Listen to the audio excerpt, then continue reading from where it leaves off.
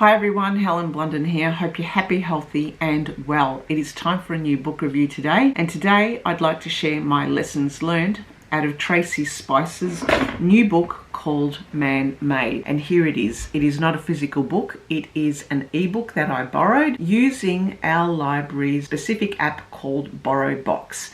Now you might not be aware, BorrowBox is an application that a lot of libraries use all around the world for their members to access ebooks and audiobooks for free. Now it's really interesting because Tracy Spicer, if you don't already know, is an ex-journalist here in Australia. She's quite well known and she's written a few books, and this is her latest book that was published in 2023. What I really liked about this book was the fact that inside the cover design, she actually put in a disclaimer that the artwork was generated by an AI generator called Midjourney. So this made me think about how in the future, or even near future, or maybe even now, maybe we should start to call out those elements of our work which is generated by a non-human, by a machine, by artificial intelligence, because I think there's going to be a time where we really won't know what is generated by a human and what's not. So this particular artwork was actually called out, and so I appreciate Tracy Spicer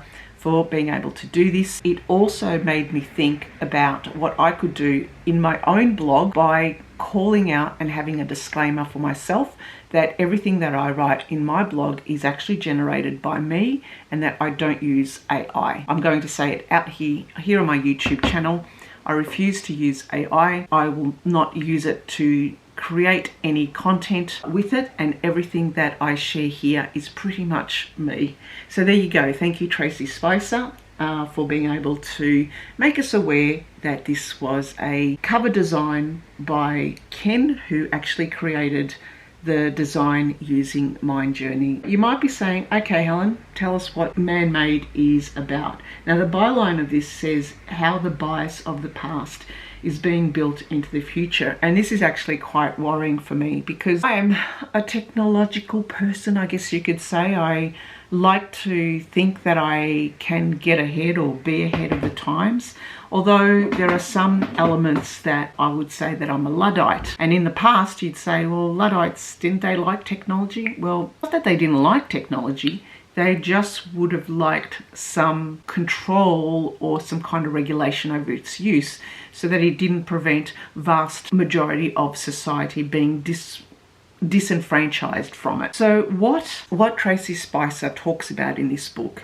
is the effect of how these machines basically have got bias in them and how they are transforming the future, but maybe in some way they're putting us backwards in a sense that the bias is now starting to impact the lower socioeconomic parts of society, females in our society, the disadvantaged, the older people, the people of colour, because simply these tools have been created by a small group of white young males who have used the tools and accessed the data that is currently online through years of research and years of data, which has been recognised for it being biased because it doesn't represent society.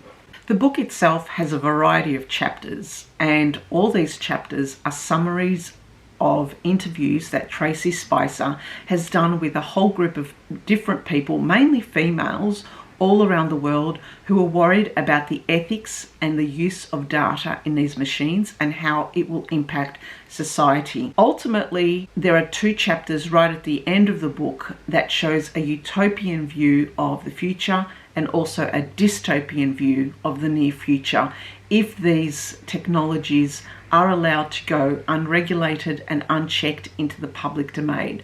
Now this is happening already, and it's actually quite frightening to read about this information in her book, but also to see the videos and to listen to what some of the experts and the data people and the computer engineers are saying about artificial intelligence and its impact. It's not that I'm against AI, no, not at all. I'm against thinking about what how some people will use AI that will benefit themselves or to be used for the element of control. This book is actually quite disconcerting in the fact that she points out that a lot of the data that these tools, that these bots use, are actually data that misrepresent the society simply because it's old data, especially when we like to think that we are becoming a more liberal and more accepted society, that there are elements of society that seems to be going backwards, that not all voices are represented equally. So it actually is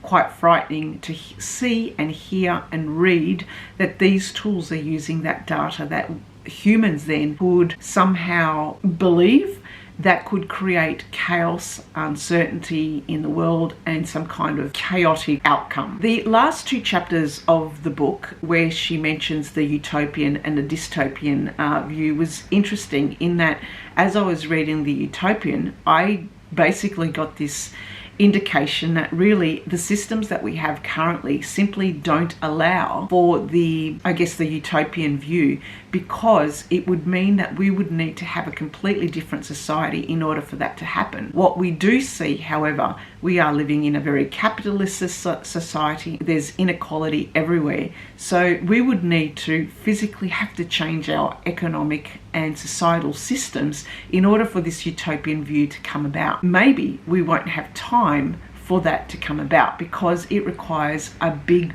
change. The dystopian view was actually quite worrying. She mentioned things like, we are becoming the monsters we are fighting.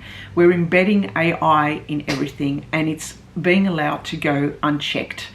We don't question where the data is coming from, so that data could then be used against certain people or certain sexes or people of different color, of people who come from different socioeconomic backgrounds. This dystopian view will basically mean that the gap between rich and poor will increase. There might be a world war, there's destruction.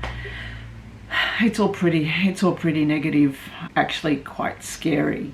Now, for those who are thinking, yeah, but Helen, AI could be used for good. Yes, she does actually talk about the benefits of AI, but ultimately though, she does leave us at the end of the book with some of the questions and some pointers as to how we can prepare ourselves to understand what this technology is and to make really informed choices and smarter decisions about what we do. For me, it made me think about what is it that I am doing to get ready for this, or to at least question it and decide whether or not I want to go down a certain track.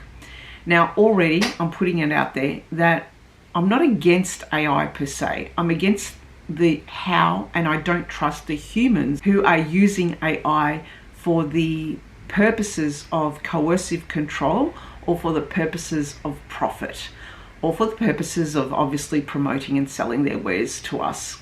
And certainly for the purposes of somehow impeding on human rights. Some of the things that I'm doing, and I put them down here, but by no means I know that these are just me. I'm just one person, and there needs to be, I guess, a lot of people trying more so to understand what this means. For example, some of the things that I've decided to do is I've decided to get off social media. Now, this was a very big thing for me, simply because I used to even teach social media. This was back in the day where I believed that social media could help in building networks and building communities so people could exchange information, to dialogue, to converse with each other, and to understand differences, to build connections, to build empathy with each other. But what I saw and what frustrated me was that the platforms were actually using social media for control, for power, for obviously for selling stuff. And I started to decide. That's when I decided it was enough for me. So I got off it. The other thing I'm doing for myself is I'm educating myself by, reading books, by viewing videos, by reading a lot and trying to understand the technology and doing some free courses. There are so many different courses online that you can do with AI. You simply just type in Google AI MOOCs, and there's a few that you could choose from to actually do and understand what is AI, what is machine learning, what is deep learning. Some of my own decisions I've made is for a long time now, I don't use Amazon, I don't Uber. I try and prevent the use of any, services that come from platforms. I don't have voice activation on my phones. I don't use Alexa or things like that. I don't use Siri. I don't use anything that is voice activated. I don't have a smart home. In fact, my home is actually quite dumb in all senses. Looking at privacy settings, I try to make ethical choices for the big purchases that I make. I try as much to reuse, recycle, reduce. I'm now also looking into different B corporations. B corporations are corporations that actually are not big business. They use a component and put back a component of their profits back into communities. One of the things that Tracy Spicer also mentioned was to ask questions about whether the data, whatever data that the companies use, where does that come from? Does it have a focus on women or a focus on the environment? I also recently have put a disclaimer on my own website. I basically created a little icon with a little bot with a big cross, and I basically said that I don't use AI to generate any content from my website, and that all content is pretty much me. So this is what I'm doing. So in a nutshell, reading Tracy Spicer's Man-Made book was an eye-opener. I needed a book that wasn't so technologically focused, that wasn't very detailed, but could explain things in ways that I could understand, and that could explain it in ways that I could see the impact of what was happening now and how it could impose some kind of danger or uncertainty in the future. It was really interesting also that yesterday I went into a local bookstore, a big bookstore here in Australia, and went into the science section and noticed that the section on artificial intelligence was on the bottom shelf and only 8 books were published on the topic. So bottom shelf, 8 books, and Tracy Spicer's book was one of them. And I thought to myself, this is going to be really interesting. I would like to see what I would see in, say, 12 months' time, whether there'd be more books written on this topic and that would have more shelf space in local bookstores. For me personally, I believe that this is something that we should all start to read into and to try and understand, that every time we use our tools, use our phones, we are actually capturing data for these big companies, and this data may be used for very onerous purposes that we don't know, whether it is for facial technology, deep fakes, anything else.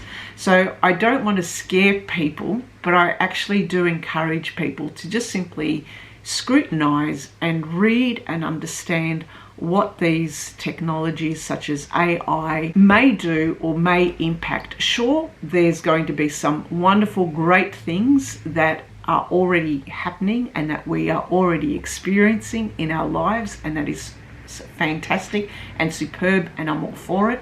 But at the same time, I'm just that little bit skeptical as to how those few players in the world, the authoritarian, how those few players might actually use this technology for the purposes of control and power.